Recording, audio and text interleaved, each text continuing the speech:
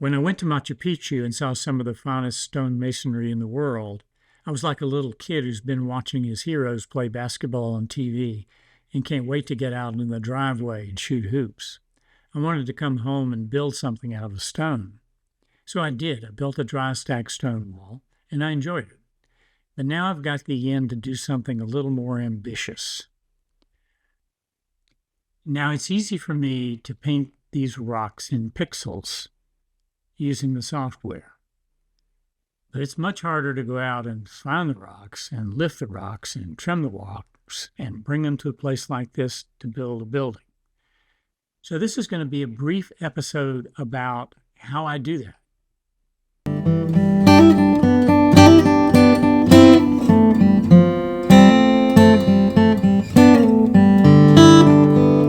Welcome back to my channel. Let's go for a ride up a hill on our electric tractor, listening to the whine of the motor and the rattle of the gorilla cart and its hitch. This is a daily trek for me. Headed off to work.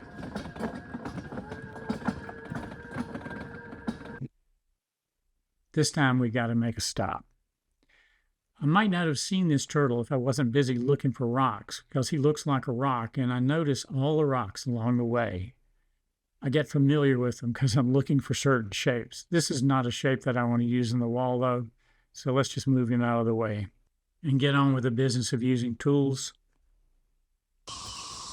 Let's talk about tools for working stone. First thing is a work surface, a worktop.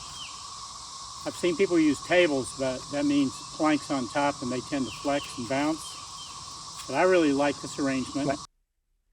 Anybody who's tried to split sweet gum knows that it's really hard to do. Sweet gum has an interlocking grain and makes it really tough. So I thought sweet gum would make a good tabletop and save me from bending and squatting. So I lashed 3 logs together with a ratchet strap, and it's rock solid. And resting on these logs are 2 of the tools I use the most for trimming rock. One is called a tracer, and the other is called a rock buster. So this is a tracer from Bond Tools. It looks like a chisel. It is a sort of chisel, but it's called a tracer because it helps you establish a line that you want to cut or trim. And then you just tap that line repeatedly, send some shock waves down through the rock.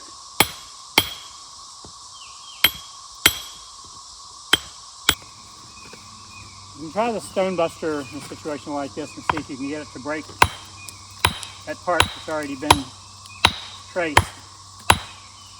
The rock I'm trimming here, I drilled out of a boulder, and I don't want the drill marks to show when I lay it into the wall or the steps that I'm building. But this is a really hard piece of granite, and it's not chipping easily.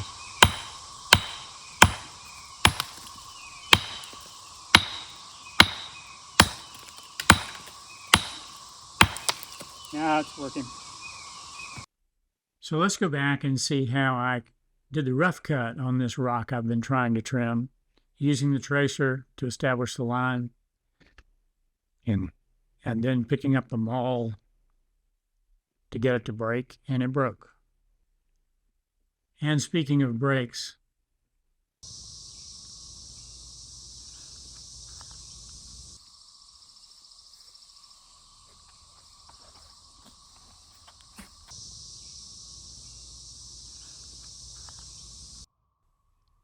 this rotary hammer drill is turning out to be one of the most useful tools.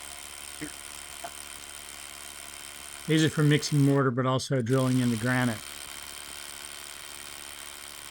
The bit I'm using is a 5/8 inch bit with a carbide tip. I'm drilling these holes about 4 or 5 inches deep, which seems to be about right for a boulder of this size. And notice that I'm using a mask that's designed to filter out fine particles of dust. The silica dust in granite is dangerous. Don't inhale it. Always use a mask like this. the holes fill up with dust that you have to blow out. So I found this little tire inflator and blow cleaner, very inexpensive battery operated tool, and it works perfectly for this job, blowing the dust out.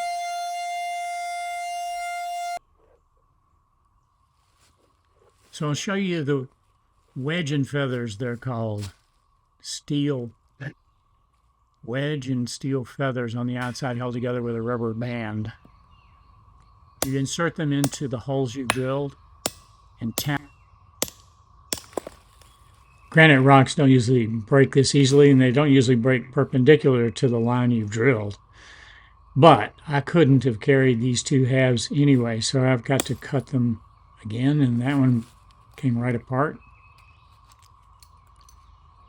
And I think I'll be able to get the other one apart too.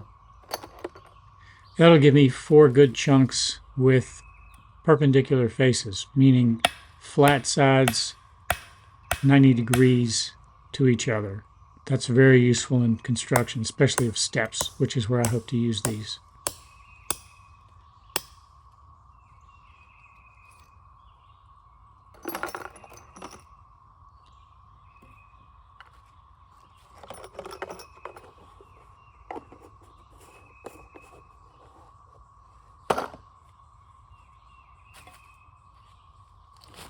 And sure enough, I got another good break. So all it's left to do is to lug these up the hill. Can't get my tractor down here, so I've got to go back to... So here I go, trying to find a path up the hill among the boulders, dragging about 70 pounds of rock. But thank you for watching. Please share, subscribe, and comment. I'd love to hear from you. And I hope to see you next time.